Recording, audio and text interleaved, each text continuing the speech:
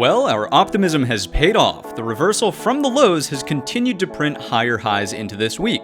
It's kind of ironic that the fear and greed index is still reading fear when markets are only off about 1.5% from the all-time highs. Bears will continue to point to the inverted yield curve, which in fair point is technically the longest inversion ever, but as we know, bad things only happen in the market when weeklies get into downtrends, which is currently not the case. Sector posture continues to be the only slightly concerning data point, but nothing major there.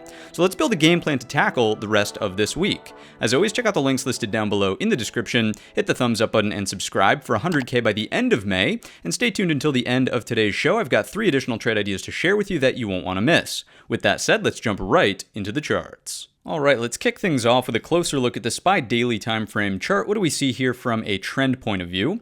Certainly lows, higher lows, and along the way we've got highs, higher highs, and on the Tuesday session, we just printed a brand new higher high. So the trend is definitely up here.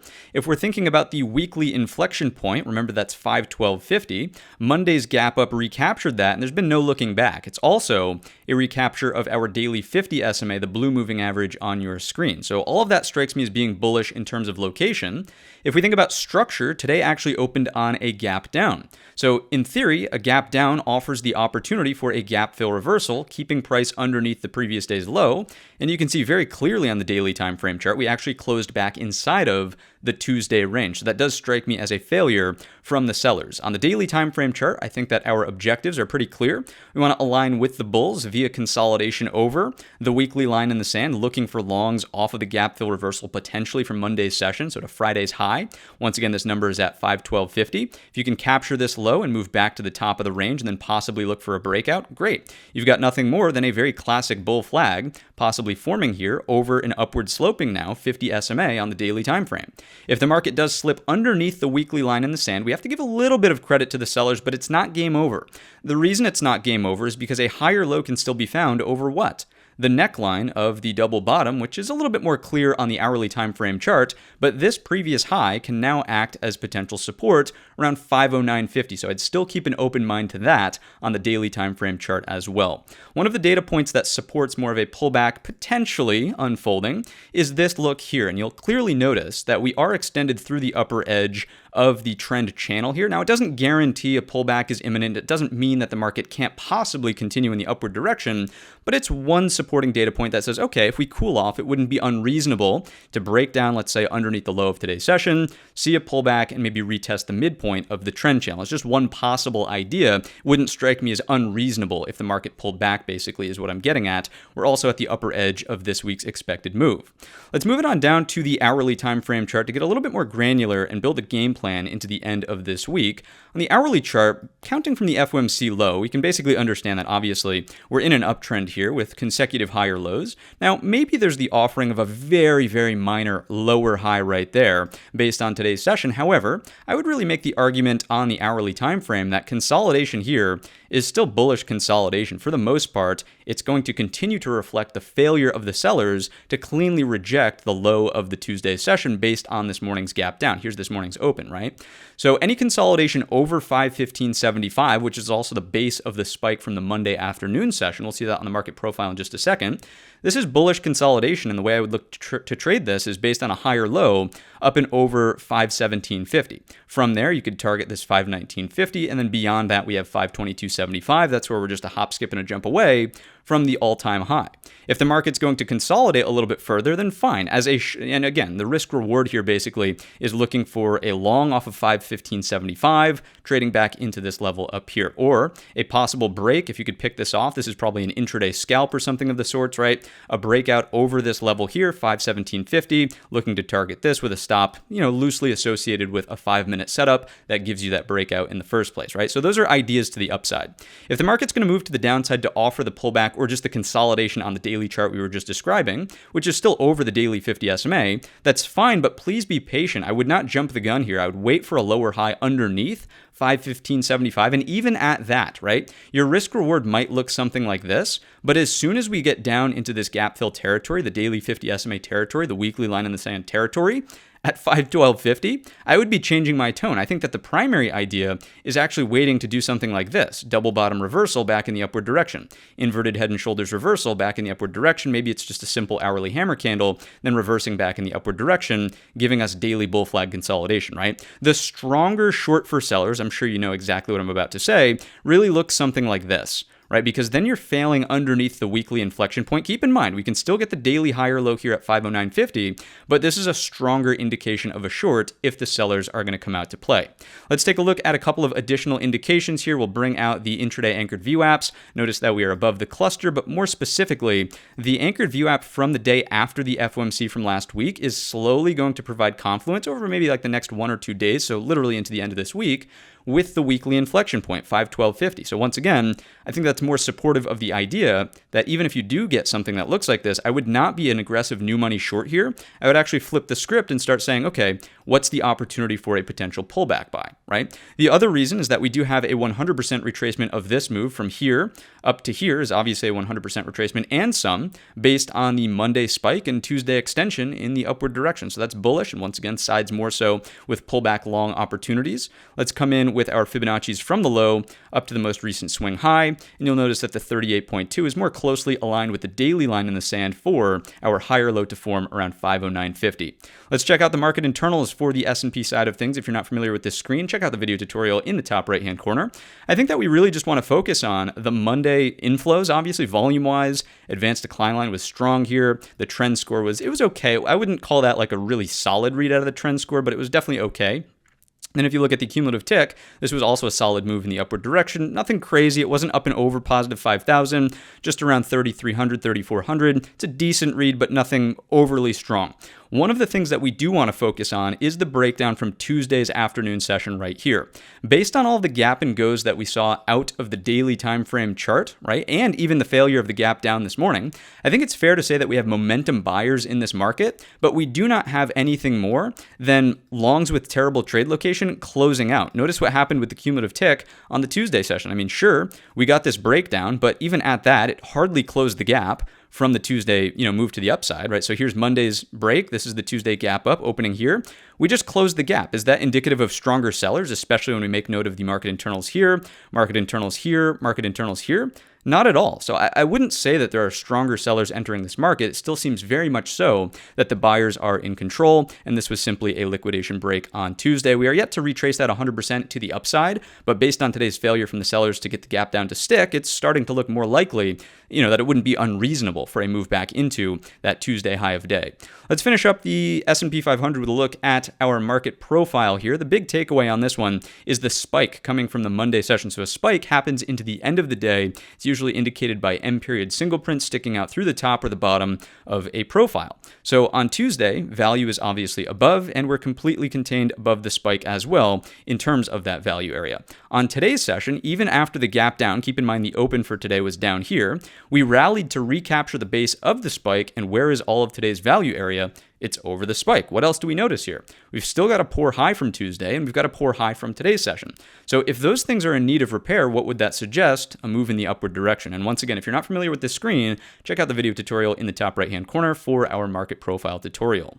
Let's change gears and take a look at the QQQs on the daily time frame chart. What do we see here in terms of trend? Just like the S&P 500, higher lows are possibly forming as well as highs, higher highs. And on Tuesday, we've also got that higher high. So it's fair to say that the QQQs are now in a daily uptrend. We've also clearly recaptured our weekly line in the sand, the bottom of the 7-week balance area from over here. That number is at 433.75. That was actually recaptured on Friday of last week. We've continued to move in the upward direction, recapturing now the daily 50 SMA, once again, the blue moving average on your screen. Just like the S&P 500, we have a move to close inside of the Tuesday range after this morning's gap down. So the sellers have sort of failed from that perspective. And, the ideas are generally the same as the S&P with just technically different levels.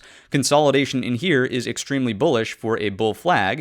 And eventually over time, we'll look for the breakout. And technically speaking, the top of the range, basically all-time highs, would be the target. The measured move target is basically right on the money with the previous previous all-time high, right? So that is your upside. That's over 442. That's currently representative of the top of the potential flag and previous resistance from over here. First target 445.50 and then the all-time high at 449.31. If the market does pull back a little bit more aggressively, let's just say that it rejects the 50 SMA and comes down underneath, we're still thinking about daily higher lows where? At the weekly line in the sand, and that number is at 433.75. One of the things that is different out of the QQQs, unlike the S&P 500, if we grab this drawing set right here, is you'll notice that we have not yet broken the dominant downtrend line. So, I mean, I'm not a huge fan of trend lines. I really prefer the horizontal levels, but this one is so precise, I think it would be irresponsible to ignore it. So as of right now, if we're under that, technically speaking, you could look for that consolidation in between our two levels. If we just throw these sets back on, you could see that that would basically represent this. Over time, if we consolidate through the resistance trend line or break through it to get back to the equal high here, that would be a bullish break coming from a higher low and consolidation happening over a daily 50 SMA. Let's take a look at the hourly time frame chart. If we zoom in on this side of things, we know that the trend is currently up here as well. Lows, higher lows, higher lows. Technically speaking, a higher low, even though the gap down was a little bit more severe out of the QQQ NASDAQ on this morning session. One of the things that we have as an interesting takeaway is just a higher low, a little bit more cleanly here in the QQQ over the spike base from that Monday session. Let me really zoom in on this so we can see that. There's your higher low above, and that level is at 439.15. So on the hourly time frame chart, again, we'll get into some very brief pathing here. This would be like rainbows and butterflies, bullish consolidation, break over 442 higher low, trades into 445.50. Your risk reward profile wants to look something like this in the upward direction. If you could hold runners and try to navigate towards that all-time high, that obviously would also be bullish as well. If the market pulls back and you start to find buyers down here, I probably wouldn't be interested in shorts, FYI, trying to achieve the bottom of the daily consolidation range we were just describing. That's at 437. I wouldn't really be interested in shorts to do something like this. If you want to try it, go ahead, be my guest, but this seems a little bit too tight in terms of trying to pick off solid risk reward there. It just doesn't seem feasible based on an intraday setup. So I'd be skeptical of that regardless. If you can spot a buy setup at the daily 50 SMA, if you can spot buyers stepping up at the level at 437, this is a decent spot to get long for the inverse risk reward, right? You want this as your risk and this as your reward back to the top of the potential daily bull flag consolidation, right? The better short, as we know, would be underneath that level, underneath the daily 50 SMA. And even at that, what did we just describe on the S&Ps, right? A lower high here is fine. Your risk reward looks something like this. But when we get into that weekly line in the sand, when we get towards this inflection point, I would promptly change my tone and start thinking about, can we find double bottoms down here? Can we find inverted head and shoulders down here? Can we find a very simple hourly hammer candle down here? Then trade it back in the upward direction for the daily higher low, not necessarily the hourly higher low. Let's come in with the anchored VWAPs intraday and see what's going on from that perspective here in the QQQ NASDAQ. If we drop this down a little bit and zoom out,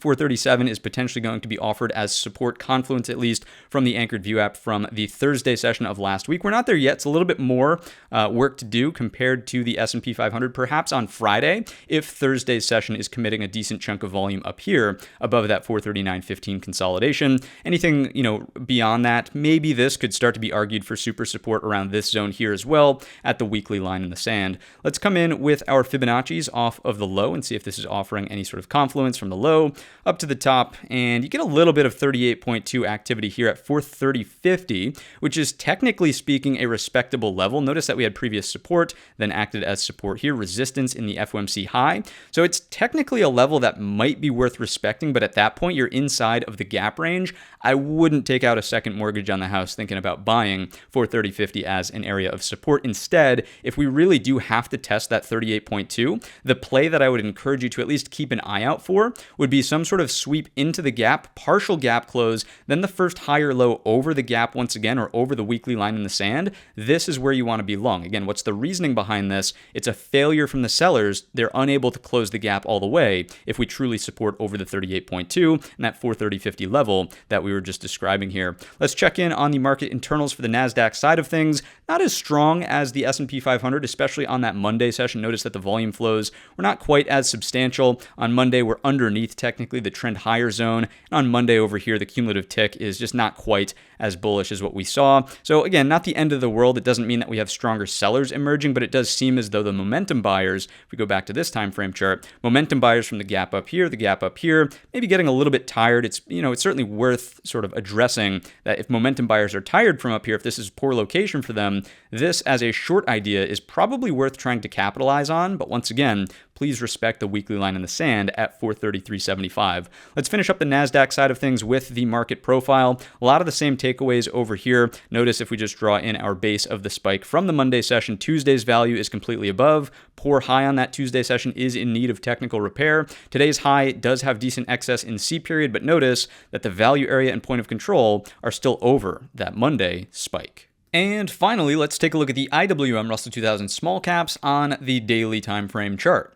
Just like our other indexes, we are in the process of finding a bottom here with a newfound daily uptrend. Higher lows are on the table. We've also got highs, higher highs, and of course higher highs on the Tuesday session. So technically speaking, we are in an uptrend here, and we can certainly afford a higher low if a pullback were to emerge. The ideal higher low zone, of course, is over the weekly inflection point, which is between $200 and $199. On the daily time frame chart, you'll notice that today's gap down did not close the gap overhead all the way. We did technically support over the 50 SMA, which is a bullish indication, but there's still the offering of a gap fill reversal if we reject the Tuesday low of day, and this would start to emerge as an hourly head and shoulders. We'll get into that in just a moment. If we do just consolidate in this range, just like all of the other indexes, we are looking for a bull flag to emerge, and over time we'll take breaks up and over the highs of that flag, 206.25, to navigate into the origin of this breakdown. Then your next level would be somewhere up here, closer to 211. We'll update you on Saturday if that level is in force. To the downside, the worst possible thing that could happen out of the IWM is a daily lower high underneath the weekly inflection point. Now, I don't foresee a catalyst this week for something like that to emerge, but we have to start at least thinking about CPI next week. So that's something that's coming up on our radars. This would be detrimental. Not only on the daily time frame chart does it start to emerge as a head and shoulders here, but on the weekly chart, right, we know that this is a huge offering of a lower high. If we take it out to a weekly time frame chart, not to overdo it on the head and shoulders pattern tonight, but I mean, goodness, there it is. There's your right shoulder, right? So a lower high on the daily underneath that $200 199 zone offers the opportunity to move back down to the neckline. Now, what is the sort of ideal call out here on the weekly? It's not only do you have to form the right shoulder, you also have to break down underneath the neckline and offer a lower low. That's when things get a little bit more dangerous, and that would certainly spark some concern for the S&P 500. Now, I'm sort of talking out of the side of my mouth here because overall, I wouldn't really forecast this as a primary outcome, at least into the end of this week. If we do pull back, if this does offer an hourly head and shoulders, let's actually just take it down to the hourly time frame chart right now. If this emerges as, let's draw that left shoulder a little bit more appropriately.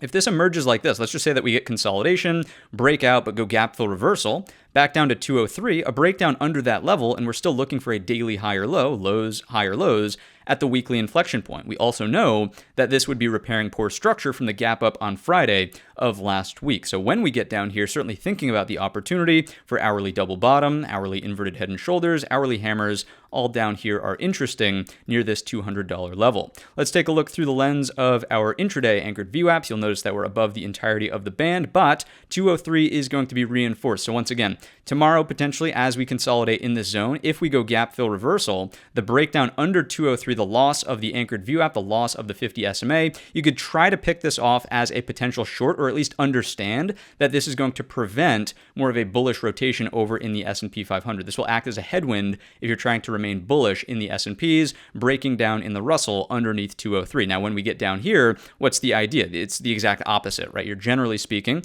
let's come in with the white crayon first. If you're going to get this double bottom, let's just say, for example, the risk reward back to the upside is looking for a stop that's maybe something like this, and then ideally trading back into the equal highs all the way up here at 206.25. Now, don't get me wrong, of course, you'd have to contend with the neckline as a possible area of resistance here, but even at that, that's clearly, at least a 2, maybe 2.25 to 1 risk reward ratio back in the upward direction, so still interested in that as an idea. I think generally speaking, out of the IWM, we're really interested in 200 acting as a major daily area of support.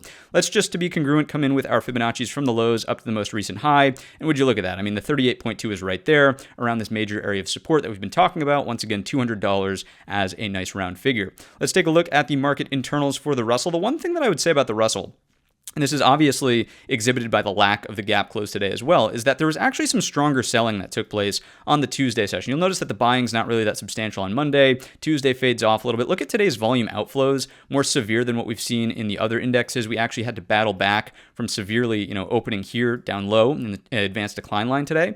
And look at the ticks as well. So drifting a little bit more negative here, but I suppose instead of, let's take it back. Don't focus on the ticks, but focus on the intraday trend of the Tuesday session. Notice that we have highs, lower highs, and the entire time lows, lower lows directly into the close. Whereas the S&P, it was like a liquidation break, and then we actually consolidated for a higher low into the afternoon. So that small discrepancy, again, is worth picking up on, and it wouldn't strike me as being unreasonable if this whole thesis that we've sort of presented today, the gap fill reversal, is very much so on the table, just because the trend intraday, the reversal off the highs, was a little bit more meaningful. Now, again, if we look at the internals dashboard as a whole, this is not like, it's not, oh my goodness, markets falling off of a cliff style selling on the Tuesday session, but it is worth noting a little bit that difference between this and the NASDAQ and the NYSE, really, at the exchange level for the S&P 500. Let's quickly take a look at the market profile for the Rusty Russell. The big takeaway here is that there was no spike from the Monday session. The poor high obviously was repaired. It left lack of material excess at the highs of Tuesday. Notice that the value area and point of control were in the lower distribution if you were to split this in half to the C and I periods. So that, of course, is an indication that, again, maybe some more serious sellers on the Tuesday session. Then today, because there's no spike, we could just use Monday's high as a general line in the sand. Obviously, value area drifted lower, right? Value area is here, value area is here. Don't get me wrong, the point of control is higher in the individual profile, but this is actually progress for the sellers in the downward direction. So if we go gap fill reversal, that still keeps us underneath. Let's just say that value develops overlapping here. That's underneath the Monday value area, right? So that's a major watch out of the Russell. I think there's a little bit more of early signs of weakness here in the Rusty Russell. If this is going to act as a headwind for your S&Ps, just truly understand that relationship. All right, let's get a little bit more granular now by taking a look at the weekly performance of our S&P sectors. Leading the pack, just like the weekend update, is still utilities, up 2.4% on the week, which is fairly concerning as we are drifting in the upward direction. Let's not forget, upward pressure is still upward pressure, but posture-wise, not great. This is a D for defensive sector. It's also L for lightweight in terms of its representation in the S&P 500. In the intro, I said it was not really a major issue, though, just simply because directly underneath are financials up 1.22%. The SMH up just shy of 1%. XLC is generally more risk on, right? So just underneath are some heavier weight risk on style sectors, which sort of reduces some of my concerns about utilities leadership. At the bottom end of the barrel, we do see the XLY consumer discretionary underperforming, just small red flag, but it's not like we're down over 1%. I'm not overly concerned with that. Let's check in on the structural charts. Obviously, utilities continue to take off in the upward direction. So is the risk off rotation still underway? Technically speaking, I guess yes, but once again, upward pressure is upward pressure. Financials are noteworthy here because they did make a higher high over the neckline of a higher low double bottom on today's session. So the more time we can spend over 41.20, great. Obviously, we're looking for continued higher highs. If we pull back, it's also okay now that we have a more meaningful higher high and a recapture of the head and shoulders neckline breakdown area. So really important move today out of financials. And once again, this continues to spur optimism in my overall analysis. If we take a look at the SMH, almost the same exact chart here. Here is your higher low double bottom. Notice that we have a break of the neckline on Monday. Tuesday, minor pullback. Today, we opened on that gap down. We still recovered. We were able to close over 219.70. So a positive move, helping the bullish case for the broad market. Here's the XLC. In the weekend video, we talked about consolidation over 80, remaining bullish for a constructive attempt at a reversal, more clean reversal of trend. If we're thinking about what's happening trend-wise here, the break on Monday, the move in the upward direction is constructive. That's bullish. If we look at the XLV, we had also talked about this on Saturday. If we could break the flat top, look for the possible lower high at the daily 50 SMA. Strong reversal on today's session. However, what's the idea? Generally speaking, we're looking for a higher low over the breakout point. If we could at least do this, that would be constructive for the broad market. Remember, this is a D for defensive sector, but it's also the third heaviest weight sector. We do not want it falling off of a cliff like it was doing back here. So if we can at least remain consolidating in this sideways zone over 141.30, under 143.20, that would be okay for the S&P 500. Here's the XLK. We had a pretty major concern with this one on the weekend update, not being able to recapture this 203.90. The 50 SMA was still a threat. Notice on today's session, again, even after the gap down, the buyers responded. We're over 203.90. We actually closed over the daily 50 SMA. So at this point, higher lows can be found here. I would still remain constructive. In a picture perfect world, we really don't break down again underneath 203.90, but generally speaking, this is progress for the market here. If we take a look at materials, really lightweight sector, but helping in the upward direction. Let's take a look at consumer staples. This is breaking out over the neckline of the pie in the sky inverted head and shoulders. So once again, risk off rotation still appears to be top of mind, but upward pressure is upward pressure, so we're not going to spend too much time on it. XLI helping in the upward direction here. We're getting into some of the lighter weight sectors, right? XLE Energy, if this can reject the double top neckline, then I would start to be, I'd start looking for continued pullback, just noting that this advance was pretty thin structure. It was just buy. There was no major retracement in there. The next major thing to be thinking about is just the gap close down below. Again, this is a lightweight sector, but thinking about what this implies for inflation as we head into the summer, this could actually be a saving grace for Jerome Powell and the CPI prints as we move forward here. XLY is a little bit more meaningful in terms of its weight and risk on posture. Notice that it was unable to really recapture and close inside of the Tuesday range. This is a minor, let's call it a yellow flag for today's session. It's not end of world. There's still lows, higher lows, maybe higher lows if the gap down can hold and if we can get some sort of consolidation over 177.75 tomorrow, but small yellow flag. Keep an eye on the XLY. I think that this might be, if we're getting like sustained consolidation in the XLF over the key level, same thing out of SMH and the XLK, I would really use the XLY as your tiebreaker. Is it advancing tomorrow or into the end of the week, or is it declining underneath this key inflection point here? Once again, 177.75, that would be a top watch out of discretionary. Here is the real estate sector. As we know, nothing to really comment on until we're over 37.70. Let's take a look at the ratio grid. If you're not familiar with this screen, check out the video tutorial in the top right hand corner. This still has some concerns, but trying to resolve this double bottom, you really want to see it hold over the neckline, then recapture a downward sloping 50 SMA. You want to see that flatten out and even turn up. This strikes me as a good step, right? Seeing that the healthcare sector is underperforming now. Remember that this is D for defensive. Financials trying to find, generally speaking, like a weekly high or low, but ideally this more firmly resolves the 50 SMA in the upward direction. This is still a concern, right? And we noted that the XLY was a yellow flag anyhow. XLP is still over an upward sloping 50 SMA. Same thing clearly here with utilities. So minor concerns about the risk off rotation taking place, but as long as those structural charts have recaptured key areas, financials, semiconductors, as well as the tech sector, not the end of the world yet. I wouldn't go guns blazing short until it's like those levels are lost and we still have a risk off rotation posture wise. If we check in on some of the specialized ratios, what you'll notice is that this is actually, above now that key level at 2.5. So consolidation up here, it's actually more of a risk on indication. So we're slowly flipping them back in the upward direction. This is still a concern, obviously, with utilities continuing to take off in a big way in the upward direction. So this sort of dials back some of that analysis just a little bit from the XLKSHY. Let's take a look at apples to apples.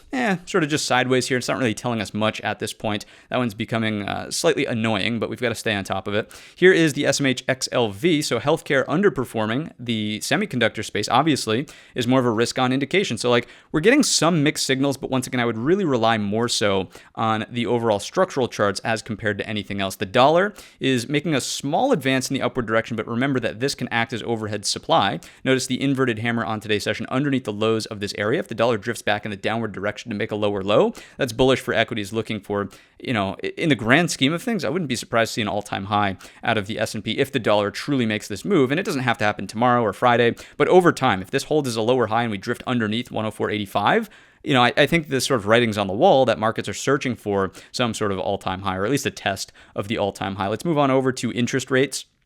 You can see that these have pulled back aggressively, this move right here. But what's the issue? We're still over that key inflection point at 4.3 out of the 10-year rate. So if this finds a higher low, and rebounds, that's sort of the and component of the TNX. If we pull back and rebound back to this equal high, so if you start to see buyers stepping up here, and technical analysis, just be looking for hammers, be looking for solid green body reactions in the upward direction. Obviously, a fundamental catalyst could induce this, possibly CPI next week. But if we do move back in the upward direction here, I would tend to think that counteracts the dollar, obviously, or at least the analysis we just performed on the dollar. Those two things would obviously move more so in lockstep together. But rates higher, dollar higher, and you're probably looking at least a pullback out of the S&P 500. So as of right now, it seems as though it's trying to form a little bit of a higher low here, really keeping an eye on interest rates. If we take a look, and with no big catalysts this week, maybe consumer sentiment on Friday, but not expecting anything major. The 2-year inverted is certainly drifting in the downward direction. If we quickly take a look at the Fed tracker tool, we're all good over here. Really, odds have not changed. We're still expecting a pause in June, and until we really get CPI, I wouldn't expect these odds to shift too much into the end of this week. So not much of a focus. Here is the calendar. Tomorrow morning we will have coffee and donuts for unemployment claims up in the penthouse. As we know, initial jobless claims really not an issue for the market. It's those continuing claims that are becoming a little bit of something to pay attention to. The 30-year bond also kicks off the auction at 1:01 p.m. tomorrow, so be on the lookout for that. Today we got the 10-year. There really wasn't much volatility there. The auction was just fine, so no big deal. Friday, 10 o'clock is that consumer sentiment and inflation expectations announcement, so be on the lookout for interest rate volatility on Friday at 10 a.m. Obviously, that's going to have some carryover into your S&Ps and the broad market as a whole. Here's the earnings calendar after the close as we're speaking. ARM is reporting. We'll take a look at that chart perhaps in just a moment. Tomorrow morning before the open, Roblox, and nothing really major into the end of this week. I think all the heavy hitters have passed us for now, and we'll be on the lookout for NVIDIA, which is a little bit later in the month of May. Let's go back on over to the platform here and finish up our supporting evidence categories with the TLT ratio. Again, this is sort of like a moot point at this point, so nothing to really talk about there. Continuing to indicate risk on, basically. Credit spreads are interesting and drifting in the downward direction. This is bullish for markets, so as long as these continuously produce lower highs, we're good to go out of that. The other thing that we skipped here is bonds in relationship to themselves. This is interesting. If these spot higher lows at the 50 SMAs and inflation comes in hot next week, I think this actually leads to another down leg out of the market. As of right now, we're not there yet. We don't have the catalyst public yet, but there's something to pay attention to here in bonds. Could bonds be sniffing out the opportunity for a higher low? And okay, obviously a little bit of a downdraft. In equities, again, keeping an eye on it. We'll update you on Saturday how these finish up the week. Let's move on over to the HYG in isolation. You can see a minor divergence into the afternoon, a little bit lower here in high yield versus just flat in the S&Ps, but still massively over this area. Still an opportunity for a higher low over this pivot high. Still an opportunity for a higher low over this pivot high. No major divergences in the HYG junk bonds. Bitcoin is continuing to drift in the downward direction. It's not doing anything crazy, so we're going to skip over to breadth. Breadth is positive so far this week. That is a bullish indication. This is something to put in the bullish category and support the optimism that we've been talking about for the past couple of videos here.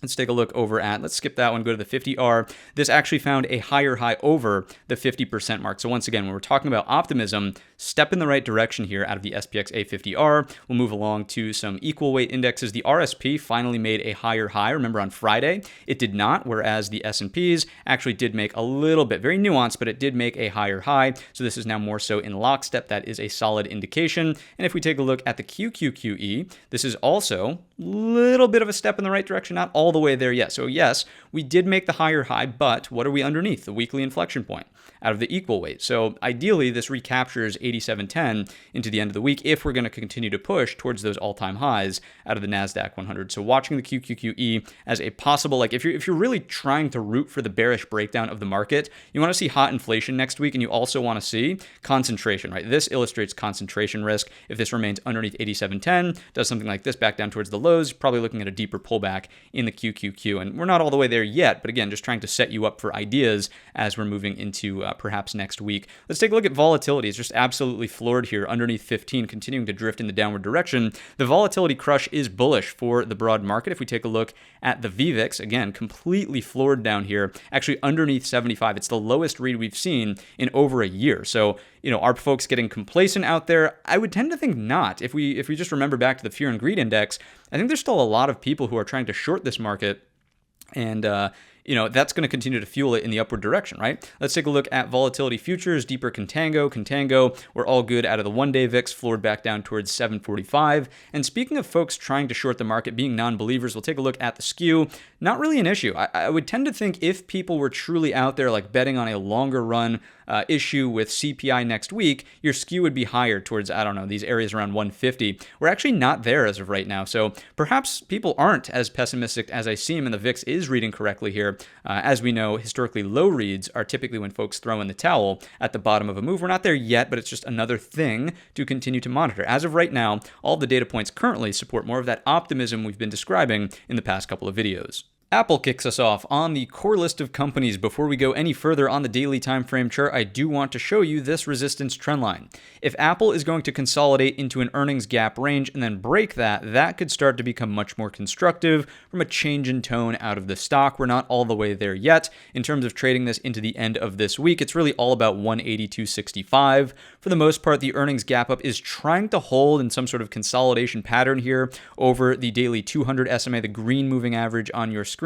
If we take a closer look at the hourly chart, 182.65, it's got to be the level. Notice it's the lower high on the Tuesday afternoon session. It's basically where we opened on today's session, and we struggled to really find acceptance above that into the close. So as of right now, if this is going to be an ascending wedge, triangle, whatever you want to call it, a firmer higher low inside of the earnings range, maybe you can start to target the top end over here, but I'm still hesitant about this idea. Why? Because you can clearly see after the earnings gap up, we formed an intraday lower high. On the very following day, which was a Monday, we actually found a move to reject that same level, right? That's that 182.65. On Tuesday, we reject the level. There's a lower high into the afternoon. So I'm actually a little bit more pessimistic out of Apple in terms of looking for a trendline breakdown to get you to the equal low, if not a further chunk of the gap to close at 177. Now, on the daily time frame chart, I think it's worth flipping back to. If we find buyers at 177, I would certainly be thinking about the opportunity for something like this. And then once again, like if you're really going to play this out on the higher time frames,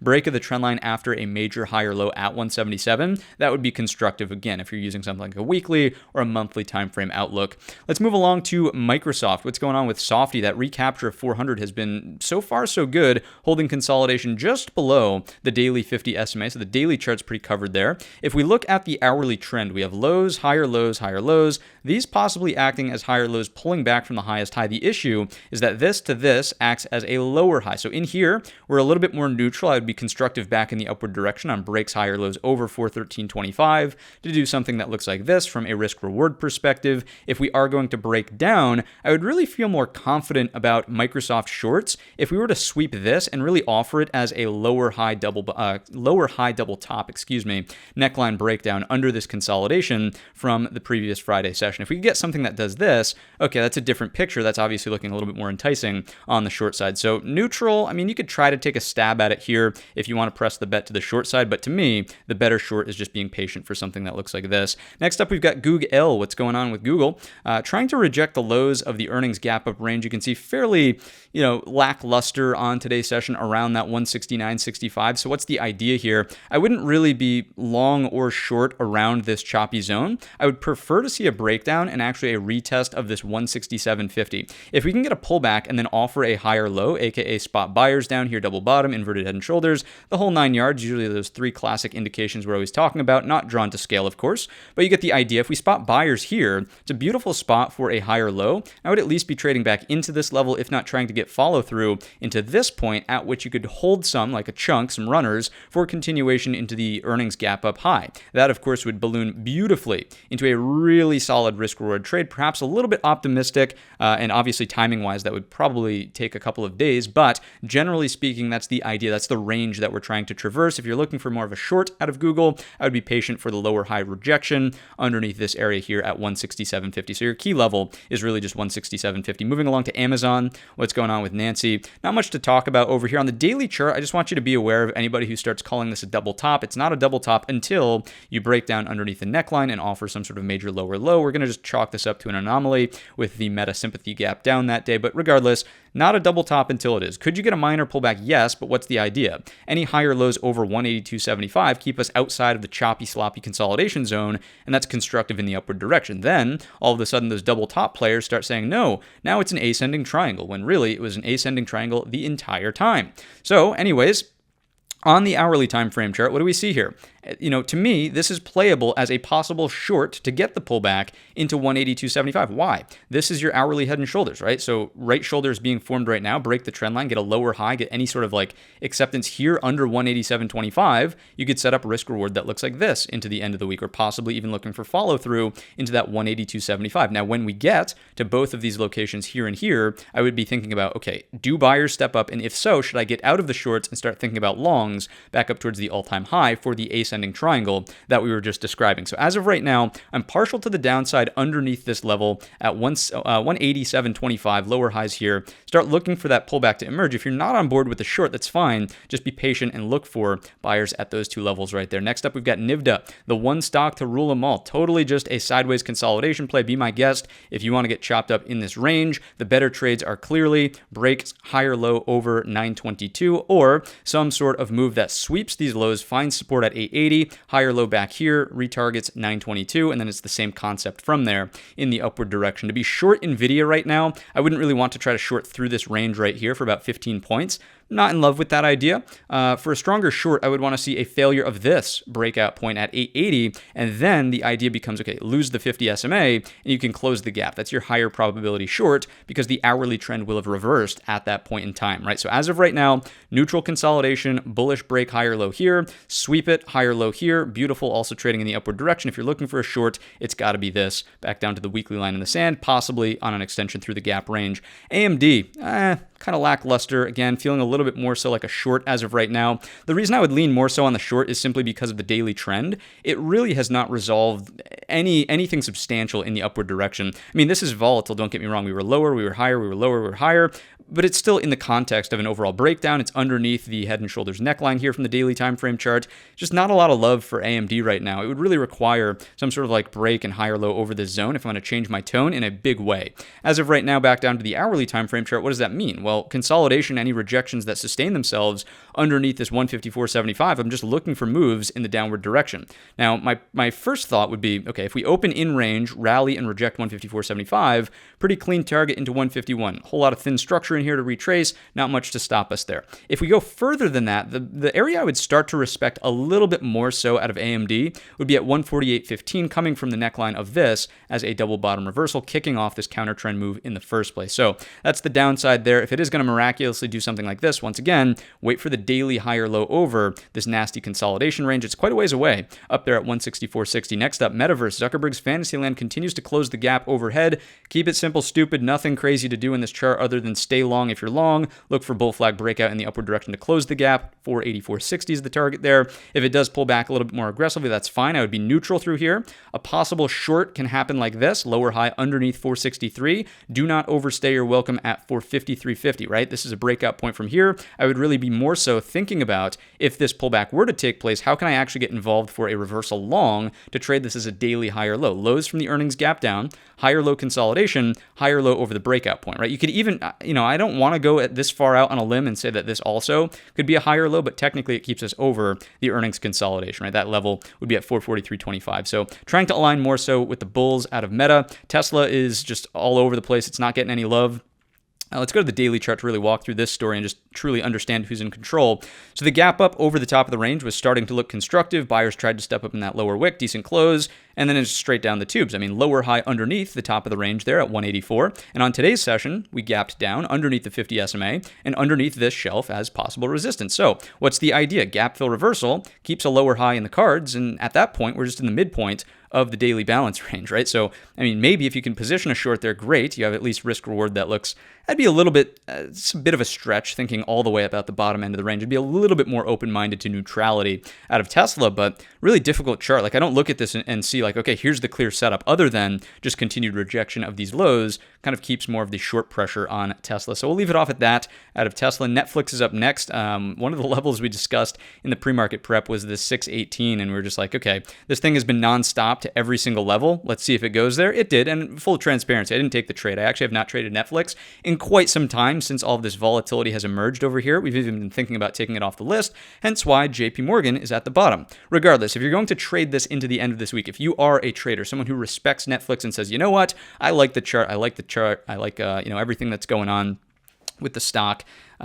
Consolidation here, obviously bullish, break higher low over 618, 631 possibly as a target. If you start to fade underneath, I mean, this is just virtually nothing's there. There's no structure for potential support until the very top of the earnings range, which is way down there at 579. So the way that this has been acting recently, I wouldn't be surprised to see like a day or two of consolidation and then either straight down or straight up into our next target. So play at your own will over in Netflix, basically, is the idea there. Next up is JP Morgan. And JP Morgan trades a little bit more efficiently on the options chain than Goldman Sachs, although Goldman is priced a little bit more appropriately for our taste. JP Morgan's not too far off, I mean, $200 a share. But let's start talking about this one in the core list of companies. We'll mix in a little bit of financials. This is the first time that a financial company is going to find a spot on the core list of companies. It's always been tech. Always, never not been tech. So this is kind of interesting, but regardless, as I was just sort of illustrating here, trendline break to the upside. We've also recaptured the resistance from in here. So the idea is pretty straightforward. Any higher lows over 194, let's search for a target together. The origin of this breakdown comes to mind at 198.15. Round numbers only up here in the penthouse. There we go. Then beyond that, you're really just looking at highs up here at $200, and let's go 75 cents for, once again, the nice round quarter. So that to me is JP Morgan, and this is going to start becoming a more serious watch as we get away from Netflix and just this sporadic activity it's been presenting us with recently. Also, just look at the volume as well. JP Morgan even trades more shares than Netflix, so just interesting in terms of liquidity.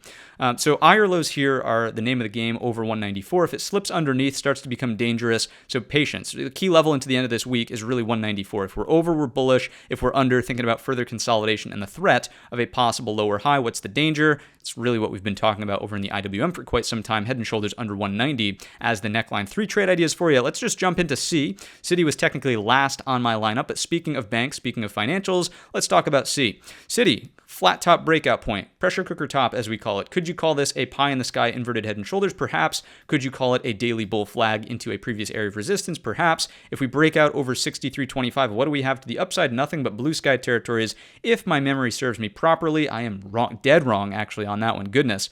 Wow. Came into that one with some serious confidence. Obviously not the case here on the monthly time frame chart. So let's go to a weekly and let's see what we're working with. So to the upside, I'd really start thinking about 67.10.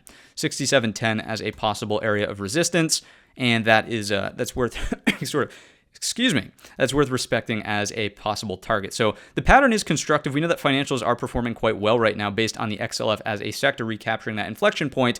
C definitely strikes me as something that could possibly, play along nicely with the tailwind from JP Morgan moving in the upward direction. I mean, this solid break in today's trading session, could that carry over to C? Possibly, if it can clear that major area of resistance. So once again, that number, just to remain clear before we move along, is at 63.25, and I will eat my words on not knowing that this was not blue sky territories. IBM, what's going on with IBM? Let's take a look at the chart here. So inverted head and shoulders is starting to emerge. There's 2 scenarios to trade for. Obviously, the gap to close overhead is the most optimistic. It's over 172.50, trades into 181.40. If we take it on down to the hourly time frame chart, if you're a non-believer, the idea would be to wait for a better right shoulder higher low to emerge, and that level is here at 166.25. So if you think that we're going to sweep this and into the end of the week remain weak, then there you go. You're still thinking about a possible higher low here at 166.25, picking up the right shoulder, and then the same idea emerges in the upward direction. So that's IBM. Then finally, we have none other than Disney. DIS is the ticker on that. Big gap down, obviously, on earnings. Let's clear this chart up a little bit. Did not do my homework before pressing record, but the idea on the daily chart is just that we have an inside bar. It's a bearish 3-bar play setting up. If we take out the lows, there's what underneath us? There's this large gap to close. Let's do something that looks like this. Let's start cleaning up some of our numbers here. So let's go 40 cents on the downside, and to the upside we'll go 104.25 for round numbers sake.